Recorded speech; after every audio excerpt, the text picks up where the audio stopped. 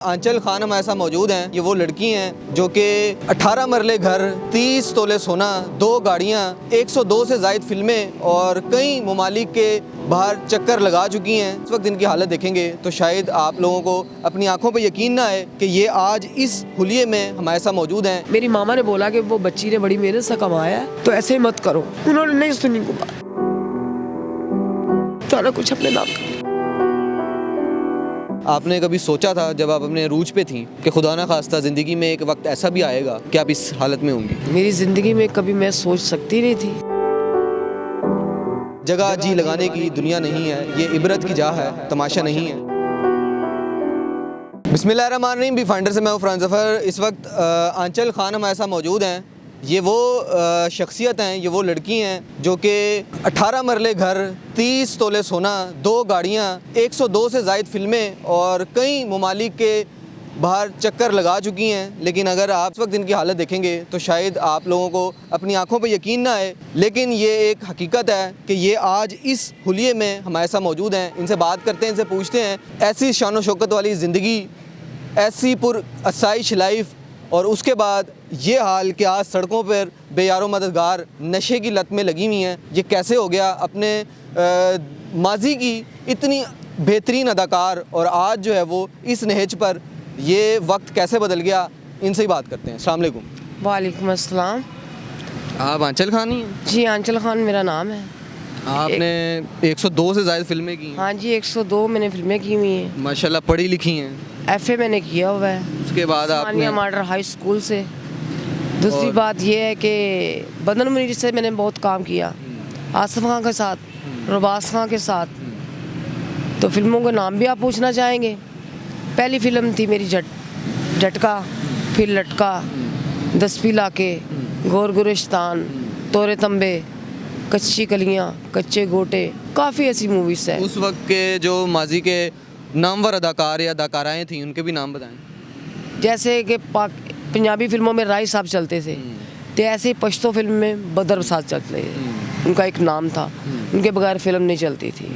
ठीक है, 15 साल की एज होती है तो मैं हीरोइन आ जाती हूँ, क्योंकि मेरे डैडी प्रोड्यूसर थे, फिल्में बनाते थे, वो उर्दू पंजाबी बनाते थे। मलक नीफ उनका नाम था। ठीक है, कारोबार भी मैंने उनका संभाला हुआ था। तो एक दिन क्या होता है कि ऐसे मैं ना गुजर रही होती हूँ तो सईद अली खान हैं डायरेक्टर बहुत बड़े, कि जैसे पंजाबी फिल्मों के लिए मलक यूनुस लगा लें आप। ठीक है, उन्होंने कहा ये मलक साहब आपकी बेटी को मैंने हीरोइन लेना है। कहते हैं नहीं यार, उसकी एज ही नहीं है इतनी, कद मेरा इतना ही था, तो हीरोइन आप कैसे लेंगे? उन्होंने कहा ये मेरे पर छोड़ दें। मुझे कहते हैं हाँ जी आप मैडम आपको हीरोइन लूँ तो आप काम करेंगी? पहले मैंने इनकार कर दिया। कहते देख लें मैडम जी, हमने कभी किसी को ऑफ़र नहीं दी। मसरत शहीन सुपरस्टार हीरोइन है, सबा शहीन सुपरस्टार हीरोइन है, तो मैं आपको कह रहा हूँ तो आप इनकार कर रही हैं। मैंने मूड में थी, मैंने कहा जैसे आप कहेंगे कर लेंगे। पहली फिल्म होती है मेरी लटका, 7 ज़मानों में डब होती है, वो super hit duper hit film होती है। उसके बाद वो मुझसे 75 फिल्में एज ए हीरो साइन करवाते हैं, वो सईद अली खान की। उनका एक दायरा था बबी प्रोडक्शन। ठीक है, ठीक हो। मैंने बबी प्रोडक्शन की 70 फिल्में की। आपने सैयद नूर साहब के साथ भी काम किया? सैयद नूर साहब की मेरी ऑफ़र आई थी चूड़ियों फिल्म की, साइमा उसमें हीरोइन थी। लेकिन एक बात सीधी है, खोलनी भी चाहिए तो नहीं भी खोलनी चाहिए, क्योंकि मुआशरा ऐसा है। उसने कहा जी हमारे बेड की जीनत बनो। हमने कहा जी बेड की जीनत तो हम नहीं बनेंगे। कौन कहता? सैयद नूर साहब भी बनो। मैंने कहा भाई हम तो नहीं बनेंगे, ऑलरेडी हीरोइन तो मैं चल रही हूँ। दूसरी बात है मेरे डैडी प्रोड्यूसर हैं, मुझे तो इतनी कोई मुसीबत नहीं पड़ी हुई कि मैं तुम्हारे ऐसे करूँ तो मैं हीरोइन आ जाऊँगी। मेरे डैडी भी पैसा लगा सकते थे, लेकिन वो दोस्त थे मेरे डैडी के, बबी साहब उनका नाम था, जिनकी फ़िल्म थी। उन्होंने कहा बेटा मेरी बात सुनो, वो मुझे बेटा कहते थे, बदमाश पार्टी थी वो। उन्होंने कहा बेटा क्या तुमने? मैंने कहा इन्होंने ये बात की है तो मैंने फ़िल्म नहीं करनी। नहीं तो चूड़ियों में मैं थी, पंजाबी में उनकी चूड़ियाँ बनी, पश्तो में मेरी चूड़ियाँ बनी, मेरी भी super hit duper hit film गई। ठीक है, जिस तरह ये बता रही हैं अपने माजी की यादें, और आप लोग इनकी बातों से अंदाज़ा लगा सकते हैं उस वक्त जो अभी हम हालात अगर कंसीडर कर लें तो इस वक्त के दौरे हाजिर के अपने अरूज पे थी। ये क्या हो गया एकदम आप इस कंडीशन में, नशे में? मैंने कहा ना आपको, मैंने 7 मुल्क यूरोप कंट्री गई हुई हूँ, बाहर के मैंने बड़े शो किए हुए। मेरी मामा को कैंसर था, तो मैंने उनका इलाज करवाया शौकत हॉस्पिटल से। इलाज कंप्लीट हो जाता है। मैं दुबई जाती हूँ 3 माह के लिए, 2 लाख देती हूँ भाई को। मैं कहा पीछे से इनका ट्रीटमेंट करवा लिएगा। उन्होंने कहा ठीक है। जब मैं 3 माह के बाद वापस आती हूँ तो उनकी हालत बड़ी ख़राब होती है। कहती बेटा इन्होंने कुछ नहीं लगाया मेरे पे। मैंने कहा मामा अगर उन्होंने नहीं लगाया मैं लगा देती हूँ। फैसल डॉक्टर है मोनी रोड पे, वो सिर्फ 30,000 रुपये चेक करने का लेते हैं। मैं उनके पास लेके जाती हूँ, वो चेक करते हैं तो कहते हैं आंचल खान एक बात बोलूँ। मैंने कहा बोलें। कहते लास्ट स्टेज। जब वो इतनी बात करते हैं तो मुझे बहुत रोना आता है कि मेरी मामा ही मामा है, खुदा के बाद तो मेरा तो कोई नहीं है। सुतेले मेरे बहन भाई 9 है। मैंने उनको बोला जी आप खुदा तो नहीं है। उनका साइंस बड़ी दूर तक चली गई है। उनका जुमे वाला टाइम होगा, फजर का टाइम होगा, उनकी डेथ हो जाएगी। मैंने कहा जी एक काम करें, कुछ टेम्परेरी दवाइयाँ ऐसी बना दें कि मेरी मामा को ये पता चले इलाज चल रहा है मेरा। लो जी उन्होंने ना 25-30 हज़ार की दवाइयाँ बना दी। तो गाड़ी में खुद ड्राइव करती थी, ड्राइवर भी मेरे साथ होता है, शौक़ था मुझे ड्राइव करने का। गाड़ी में ड्राइव कर रही हूँ तो झटका लगता है गाड़ी को। तो मेरी मामा कहती बेटा मैंने मर जाना, आज क्या बात है गाड़ी को झटका लग रहा है। मैंने कहा मामा क्यों बातें ऐसी करती रहती हैं आप, कोई और बात भी कर लिया करें। परेशान तो पहले मैं बड़ी होती हूँ। जब मैं घर आती हूँ अपने ड्राइंग रूम में बैठती हूँ तो मामा मेरी पाँव में बैठ जाती है। मैंने कहा मामा मेरी जन्नत है, मेरे पाँव में ना बैठे, ऊपर बैठे। कहती बेटा आज मैं यहाँ बैठी हूँ, मुझे उठाना नहीं है, मेरी एक बात सुननी है तुमने। मैंने कहा मामा बोलो क्या बात है। कहती बेटा अगर ये सारा कुछ चला जाए तो तुम क्या करोगी। मैंने कहा पता नहीं सदमे से कह रही है। मैंने कहा कोई बात नहीं मामा, अगर चला भी गया तो मैंने आपकी जूतियों से मारा, कोई टेंशन नहीं है। मोहम्मद संसार ने मुझे दिया था, मुझे फिर दे देगा। अच्छा उस वक्त आपकी वालदा कह रही थी कि ये सब कुछ चला जाएगा। फिर उसने जेन्युइन मुझसे बात की। कहती बेटा कि तुम शो करने के लिए गई थी तो मुझे इन्होंने मेडिसिन दी तो कोई नशा ऐसा था कि मैं मदहोश हो जाती हूँ। जब मैं सोई उठती हूँ तो मेरे अंगूठे लगे होते हैं। किन्होंने दी? मेरे बहन भाइयों ने। तो मेरा बड़े भाई का नाम रियाज़ है। तो कहती मैंने आवाज़ दी रियाज़ बेटा बात सुनो। वो आता है उसके पास।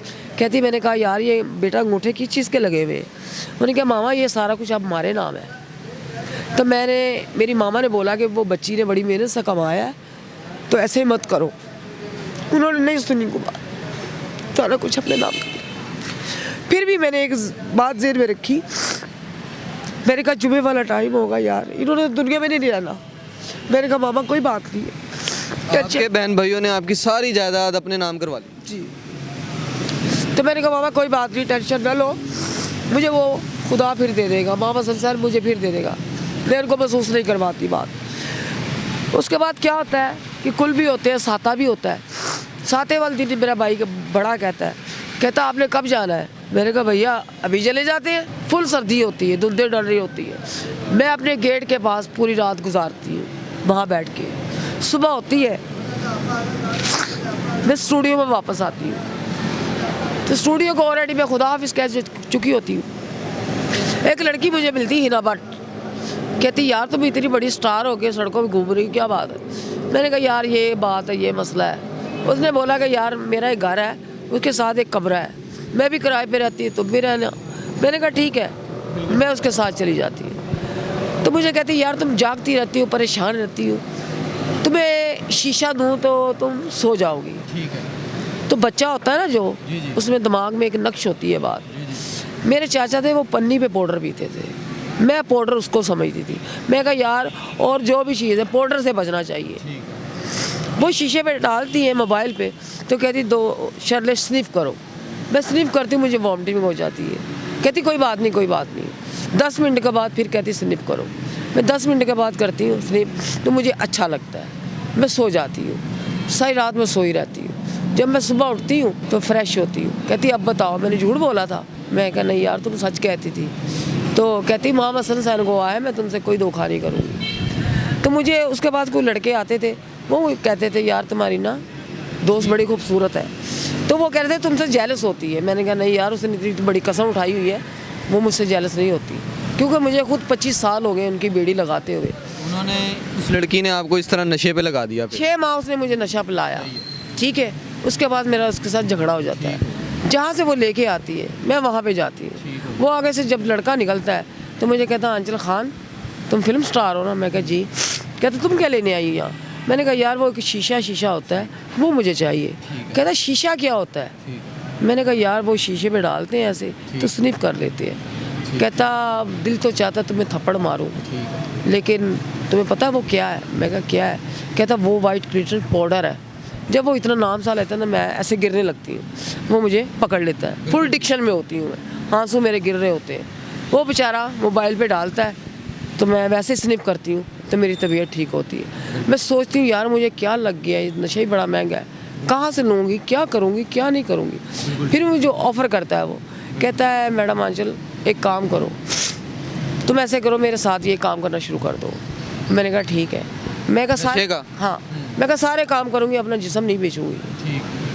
फिल्म स्टार जब सुपरस्टार थी तब भी नहीं बेचा तो अब भी नहीं, क्योंकि मुझे पता है कि नशा बेचने वाला जो है उसका एक पाँव मौत में होता है, एक बाहर होता है। मुझे सारी चीज़ों का पता था।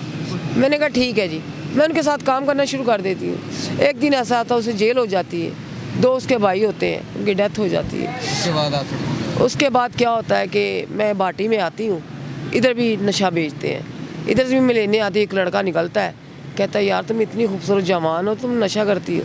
वो डायरेक्ट क्या करता है कि अपनी माँ से अपने बहन भाइयों से मुझे मिलाता है, वो भी बेचते होते हैं। उन्होंने मुझे कहा जी हमारा काम करना शुरू कर दें, हमने सुना आप उनका काम करती थी, लो जी मैं उनका काम करना शुरू कर देती हूँ। एक दिन ऐसा क्या होता है कि पुलिस मुझे पकड़ लेती है, उसकी भांजी भी नशा करती है। उसकी भांजी ने कहा ये झूठ बोल रही है। मैंने कहा मेरी बात सुनो, जब मैं लाख सेल देती थी, 1.5 लाख, मैंने उस वक्त झूठ नहीं बोला कि अब 10,000 के लिए मेरे झूठ बोलना है। उनके साथ मेरा क्लैश हो जाता है, उसके बाद मैं फुटबॉल पे आ जाती हूँ। पूरी कहानी आपने आंचल खान की, इनकी ज़िंदगी की सुनी है। बड़ी ही अजीब व गरीब सी ट्रेजिडी से भरपूर इनकी कहानी थी। आखिर में जाते जाते आपने मुझे ये बताना है, आपने कभी सोचा था जब आप अपने रूज पे थी कि खुदा ना खास्ता ज़िंदगी में एक वक्त ऐसा भी आएगा कि आप इस हालत में होंगी? मेरी ज़िंदगी में कभी मैं सोच सकती नहीं थी। सोच नहीं सकती, कभी भी नहीं सोचा था? कभी नहीं सोच सकती थी ये मेरे साथ इतना बड़ा धोखा होगा या मेरे साथ ऐसा होगा। क्योंकि मेरे मामा के साथ क्यों नाम किया कि नादरा मैडम थी, उनको गोली लगी थी, ठीक है, उसके भी करोड़ों में आशिक थे तो मेरे भी करोड़ों में थे। मैंने कहा यार कहीं से भी गोली लग सकती है, इससे बेहतर मामा के नाम कर दूँ।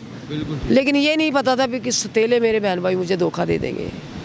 बिल्कुल ठीक है, आपने गुफ्तगू इनकी सुनी है और इस वक्त ये इस कंडीशन में है कि ये चाहती हैं कि इनको जो ये नशे की लत लगी हुई है ये छोड़ना चाहती हैं, और इस वक्त इनके पास ज़ाहिर है वो कंडीशन नहीं है, ना वो इतने इनके पास रिसोर्सेज हैं कि अपना इलाज करवा सकें। मुखय्यर हज़रात जो देख रहे हैं, अगर उनमें से कोई इनका इलाज करवाना चाहता है, बिलालगंज और दाता दरबार के गेट के इर्द गिर्द ये यहाँ पे रहती हैं, आप लोग हमसे रब्ता कर सकते हैं, हम इनका रब्ता करवा देंगे। और जो कोई भी अगर इनकी ज़िंदगी में कोई भी तब्दीली लाना चाहता है तो ये इस चीज़ की ख्वाहिशमंद है कि इनका नशा जो है वो छुड़वा दिया जाए, ये अपनी नॉर्मल ज़िंदगी में दोबारा आ जाएँ। आखिर में मैं जाते जाते बस यही कहूँगा कि जिस तरह आजकल के हमने देखा है कि रौनक से भरे चाहे वो सियासी शख्सियात हों या जो भी हों, जिनको नहीं पता होता, जिस तरह मैंने इनसे पूछा है कि इनको नहीं पता था कि ये आज इस कंडीशन में भी होंगी। इस तरह वक्त कभी भी बदल सकता है, खुदा न खास्ता कुछ भी हो सकता है। वो एक शेर याद आ रहा है कि जगह जी लगाने की दुनिया नहीं है, ये इबरत की जा है, तमाशा नहीं है। आंचल खान की सारी कहानी आपने सुनी है। इस वक्त इनकी जो कंडीशन है, इनको देख के तरस भी आता है, इनको देख के इबरत भी आती है, इनको देख के हम सबक भी सीख सकते हैं। आप लोग क्या राय रखते हैं कमेंट सेक्शन में हमें ज़रूर बताइएगा। इसी के साथ बी फाइंडर से मुझे दीजिएगा इजाज़त। अल्लाह हाफ़िज़।